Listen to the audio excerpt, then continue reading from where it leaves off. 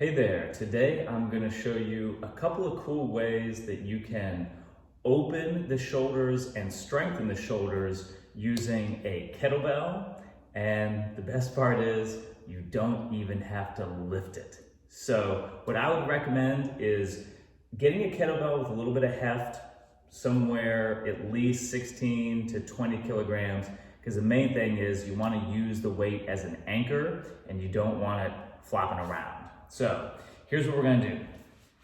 We're gonna set on up on all fours, all right? And I'm gonna tuck the tailbone a little bit because I want the movement and the work to be happening in the shoulders and the T-spine, not the low back. So I'm gonna set the kettlebell up way far away from me. So I'm gonna have to reach with my shoulders to grab a hold of it, okay? So from here, I'm gonna put my hands on top of the handle. Again, keeping my tailbone a little bit tucked here, trying to keep my hips over knees relatively. And then from here, I'm going to think about sinking my chest and my armpits down to the floor.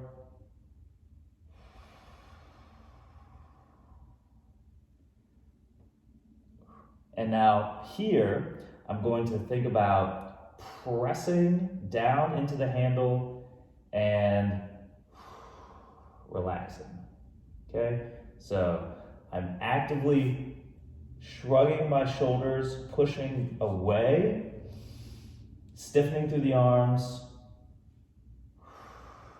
and sinking, okay? So this is an active drill here. Now, what I can do from here is move down.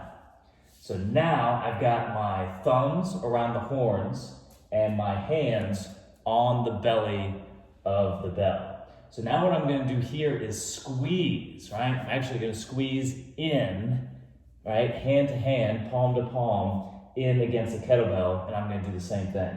So I'm pushing the bell away from me, I'm squeezing in, and I'm sinking my chest and armpits down to the floor.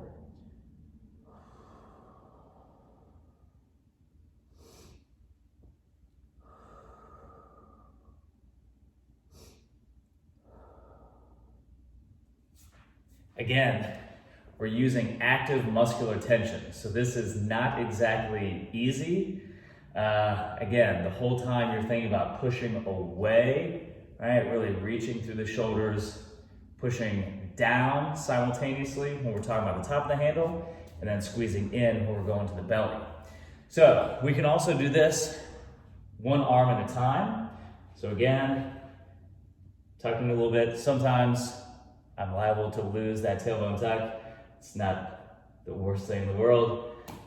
Again, we can hold here just with one arm at a time, same variations.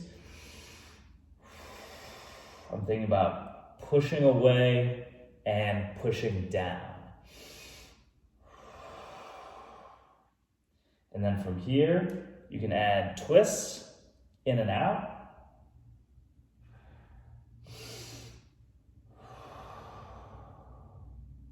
And then again, you can go down to the horns. If you're gonna go down to the horns, obviously, I would say just grab a hold of the entire, base of the handle there.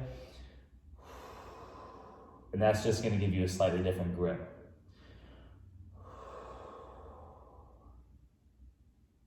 Again, I'm thinking about pushing away.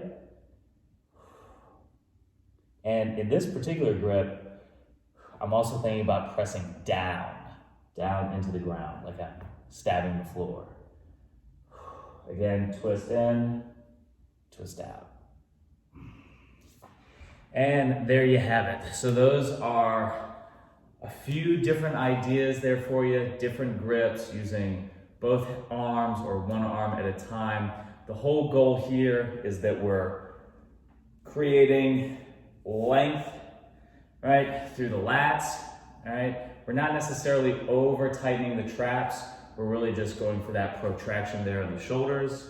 Again, adding squeeze and tension, pressing and tension, all the while sinking the chest down to the floor. And just by working into some of those positions over the course of a minute to a minute and a half at a time, you're really going to help strengthen all of the the shoulder, the rotator cuff muscles in that overhead position, and obviously help to open up the T-spine. So give that a shot and enjoy.